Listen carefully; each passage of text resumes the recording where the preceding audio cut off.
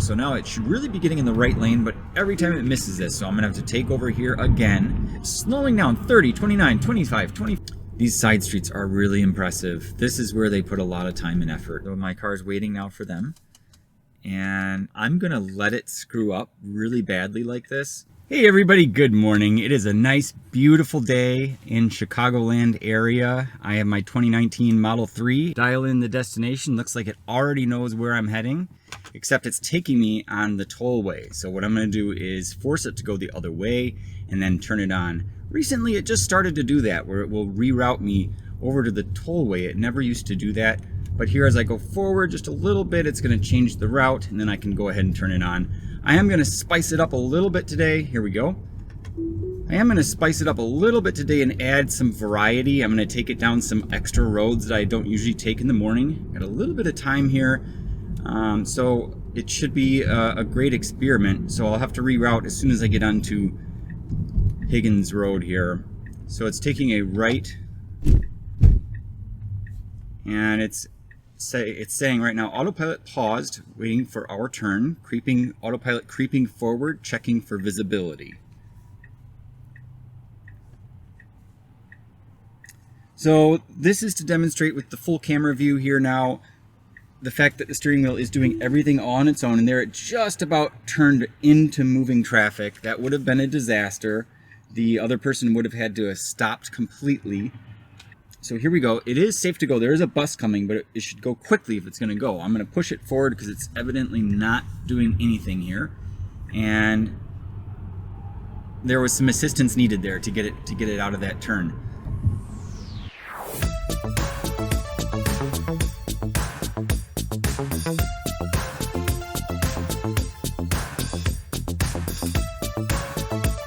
So now it should really be getting in the right lane, but every time it misses this, so I'm gonna have to take over here again.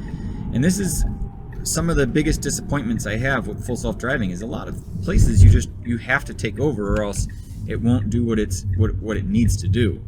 And that for me is very frustrating and limiting, so I ended up having to turn it off a lot. And then also it will route me, and through no fault of full self-driving, but the GPS mapping system is incorrect in a lot of places. So what that means is I need to dial in temporary destinations, and sometimes up to 3 times on a single drive just to get where I'm trying to go. So combine all of those disappointments, and it's just really not practical for everyday driving right now. As a beta tester, yes, it is practical because you're helping and you want to help, but for the everyday person who wants to have a self-driving car, definitely not worth it right now. So if you're on the fence of getting the subscription, I mean, if you want to pay $200 a month and test it out, by all means, go for it. I think you still even then have to pass the safety score test, and that is a crazy test. You can look at some of the videos I had in my first week of the 7 days of testing, and it was really painful. Here we are slowing down 30, 29, 25, 24. I'm letting it do it because there's nobody behind us. Look at this, 15, 14. It almost stops at the intersection, and then now it almost went into the right lane as if it was trying to take that street. There's nobody behind me, so I completely let it do what it was doing just as a test. I've never been brave enough to do that.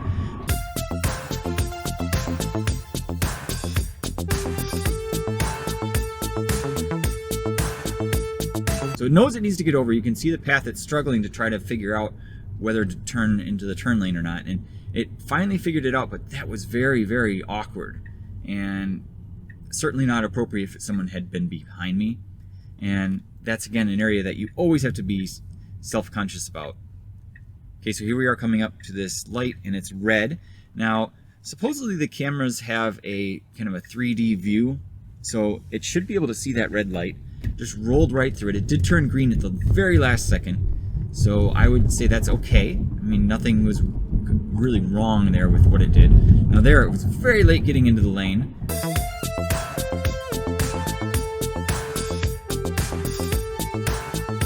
So I'm having it go left up here, and it has a little ways to go, but I personally would be in the left lane already. I take that back. If I was driving manually, I'd definitely be at the front of the line. But knowing how the software operates, it's going to go real slow and then it's not going to pass this van on the left. And then what's going to happen is that it's going to wait until the absolute last second to turn on the left turn signal to go in on that street.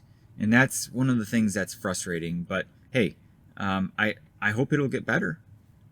Okay, it is green, and here we go. So I can easily step on the accelerator and have it go much faster, but I'm choosing not to at this stage.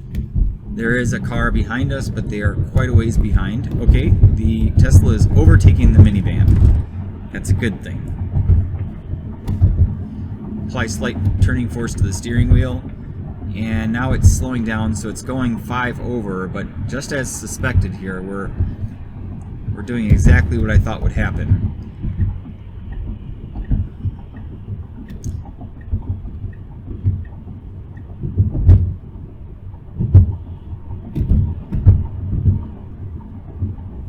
Okay, and then coming up here in the left turn lane.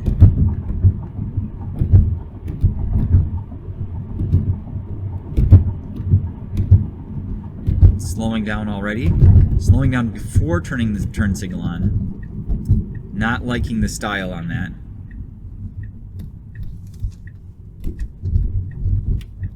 Okay, did that turn well. Now we're in a neighborhood, and the speed limit is most likely 25. These side streets are really impressive. This is where they put a lot of time and effort, and you can tell. Okay, turning on the left turn signal. Doing very well here.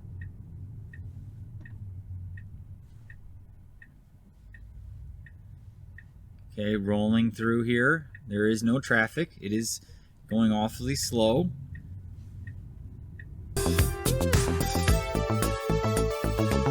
Slowing down here. There is an ABC truck coming, and we go first right away. I'm just going to wave. Thanks for letting me go. Thanks for letting my car go. And slowing down here for some reason. I think it may have seen a shadow on the road. So here it's interesting because now we have a car there on the side of the road. We have a lot of shadows on the road, and as you can see, the car is handling them very well. It's not creating any phantom braking or anything. Okay, so it's creeping up very slowly, and now I have a much better view of the street, and it does look like it's safe to go, but it would have to accelerate pretty quickly, and it's taking its time. Okay, now it's stopping, pausing for this traffic, and there's a bus after this Jeep. So here comes the bus, and then we are clear to go. So it really needs to go now. Now. Apply slight turning force to the steering wheel. Okay, there we go. And any second now it's going to ask me for some feedback on the steering wheel. Autopilot creeping forward, checking for visibility. There are no other vehicles. It is completely safe to go. If somebody was behind me, they would be honking for sure. Apply slight turning force. There we go. Wow, it's so much less frequently when you're going slower, I've noticed, which is nice. So we are going 30 miles an hour, and now here's a school zone. So we're going to see if it pays attention to this 20 mile per hour. So we're way in the left, which is fine. And I'm going to cancel really quick. Oh, and so if look at that, I cancel and it still maintains that. Wow, look at that. So if you cancel it, it changes its mind, I guess. That was kind of surprising. So I'm going to put in another destination really quick here.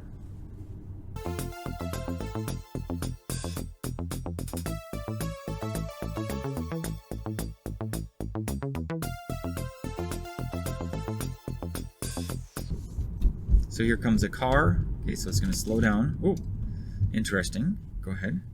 So my car is waiting now for them. And I had to kind of give them the nudge forward. And thankfully my car, so I did not do anything there. The car managed everything for me.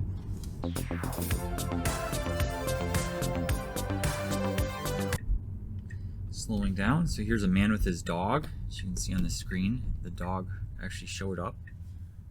It's kind of cool. Autopilot creeping forward.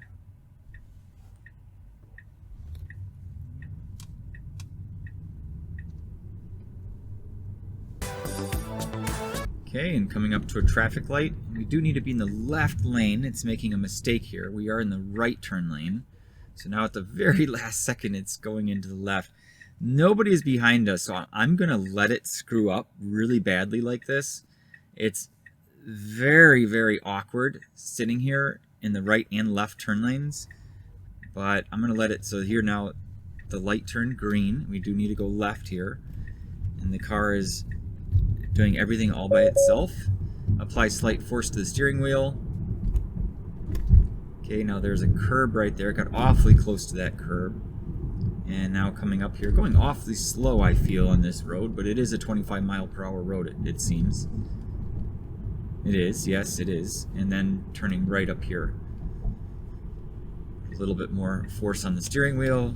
And now the right turn signal is on. We are good to go. It's going extra slow. Making this turn. Okay, and now accelerating. So now we are in a 45, so it should accelerate really nicely here up to 50 miles per hour. And the light ahead of us here is green, so it should proceed through this intersection and through the next one. And these are some roads that I have driven quite a bit with the software. But again, I haven't noticed any improvements. So until I notice that, I won't believe that the updates I'm sending are making it to the development team. Maybe they are, I'm sure they are, but are they being looked at? Are they being processed? Are they being addressed? I highly doubt it. And that's not a knock on Tesla, by the way. That's just a fact I'm pointing out so people can be aware of the development challenges that they have. I have been evaluating full self-driving beta now since October 24th, and it has been a very interesting experience. It does require a lot of patience. It is more stressful than not using it, and at the same time it's a lot of fun. For me, it's a lot of fun, and I realize I'm a little bit of an exception. Most people don't get a kick out of evaluating beta software. For me, it's interesting just to see how the car reacts to certain scenarios, especially ones that I have never encountered before. And it's evident that the car has, through some form or fashion, in some place in the world. And when I witness that, it's just miraculous to see how the car behaves. So those are the moments that I live for, and I really enjoy experiencing, because you see something on the screen that you've never seen before. And I know that in the near future they're going to be adding the visualization for emergency vehicles, and that should be really cool. Maybe you'll see some flashing lights on the screen, I'm not sure, but it'll be a really neat addition. And hopefully in the future it will also react differently when it's around emergency vehicles. I don't think it does anything. It treats them just like any other vehicle at the moment. And obviously too, with that being said, it will not pull over if you have an ambulance or a fire truck coming up behind you. So those are some things that still need to be added in, but that's kind of the icing on the cake, is the way I look at it. You have to, in the current state that it's in, you have to be ready to take over at any time, because you really cannot predict what it's going to do. So here we are taking this right turn very smoothly. That was good. And then here I'm going to have to take over because the final destination, the maps always get wrong. So it brings me into this location incorrectly. So that's why I always take over right here. But thanks a lot, everybody, for watching. We'll see you guys later tonight, hopefully. All right, hey guys, we're back on the road here, and we are taking the car all the way to the gym here once again, my regular route, so not anticipating too many unusual situations. I'm going the straight path just as usual. I don't have time. I've got a coworker actually behind me. I'm meeting him at the gym.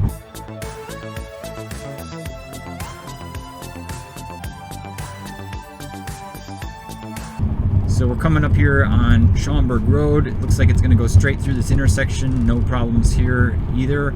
So green light, turning yellow, right at the edge of the yellow light. And it turned red and it did not slow down. Oftentimes in the past, what would happen is it would see that red light midway through the intersection and then immediately start braking. Slowing down for that car that just came out, so taking extra caution. That was really well done. surprised me a little bit. I was checking my GoPro camera. It seems to be rattling around a little bit. I'm not sure what that noise is. Okay, and now turning into the left lane. Ooh, it dodged the pothole that time. I don't know if that was on purpose, but there's a very small pothole right as you turn into the left turn lane. I don't know, again, if that was on purpose or not, but be interesting to see how that does again. I think that was just a random circumstance where it kind of went around. It almost was getting into the other turn lane, is kind of what it seemed like it was trying to do there.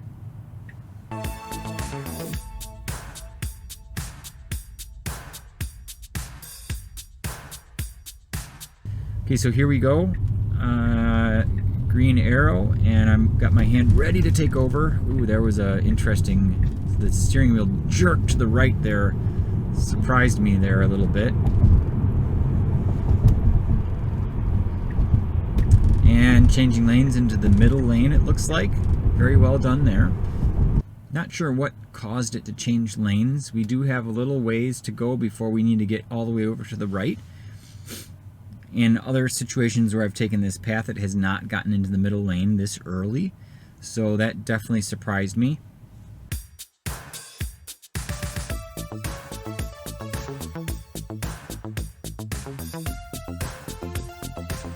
You know, a lot of people are eager to get their hands on this software, but it's nowhere near ready for prime time.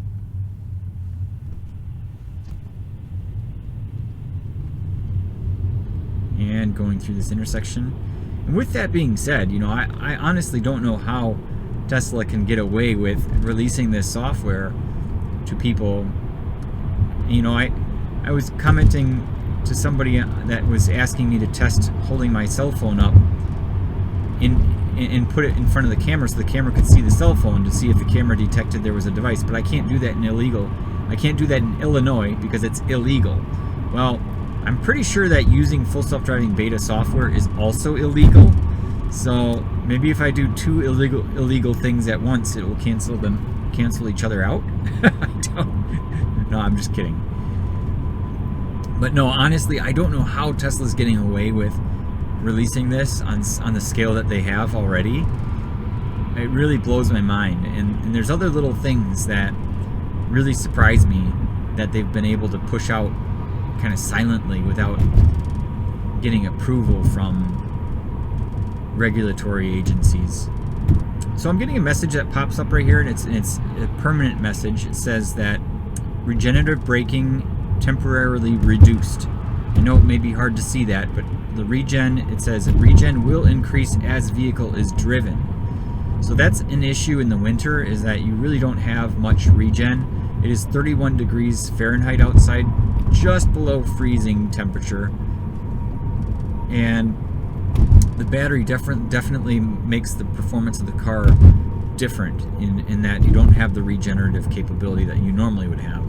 So what happens is you end up using your brakes a lot more, and that just creates more wear and tear on the brake pads. But coming up here, we are going to be turning right, and we should be turning on the right blinker right about now. And late, once again late here. Okay, now it's turning on and slowing down and turning in here. Okay, that was well done. And there's a car right behind me. And now turning right here again. So now we're going through this strange little area. Again, I would never do this. There's another entrance up here that I usually take. Okay, slowing down, braking for nothing. No messages here. Coming up, autopilot creeping forward. There we go. Checking for visibility. Excuse me. All right.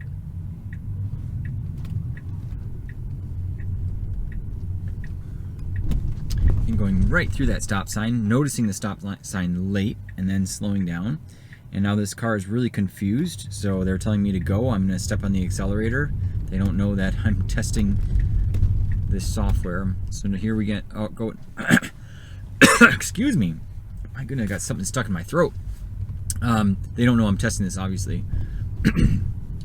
But going through here, then it's going to stop at the fitness center here.